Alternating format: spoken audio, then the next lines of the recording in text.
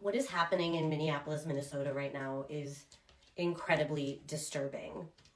I debated for a really long time whether or not to say something on this topic because, frankly, it feels like my civic duty to do so at this point. I have a platform, and I don't think the news outlets in America are actually being allowed to adequately cover what is happening.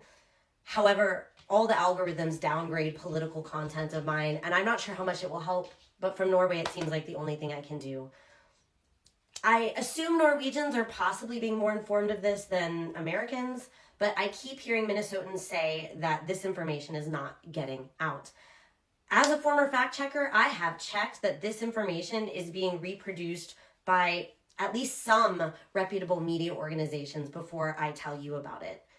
We all know about Renee Good, but a few days ago, a woman who is disabled was dragged from her car. She's a U.S. citizen. They broke the window, dragged her out as she tried to go to her doctor's appointment. She repeatedly told them. I saw the Minneapolis police chief visibly shaken by this incident. But police are being told that by ICE that ICE doesn't care about the police authority. There's also this footage of two boys, I think they're 16 or so, being dragged out of their workplace at Target, thrown on the ground brutally, and news reports confirmed they were dumped in a nearby parking lot after it was proven that they were U.S. citizens. Mind you, it's not a requirement that we as U.S. citizens go around with our passports to prove these things.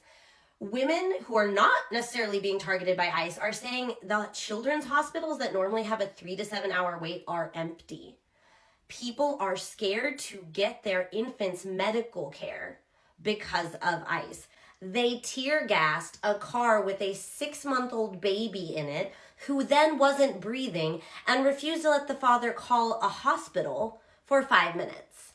They are going into homes with battering rams. They took this man out after admitting and realizing that they had the address of a former resident, dragged him out in literal freezing weather in a bathrobe out of his shower.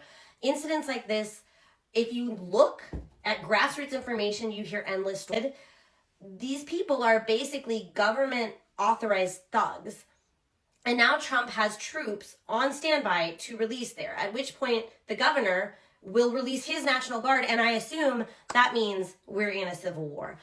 I don't know if this will help. It will probably be downgraded by the algorithm, but I couldn't stay here making silly content anymore. In the event that this informs one extra person of what is happening, if you haven't heard these stories, it needs to be publicized. So at least I'm doing my small little part.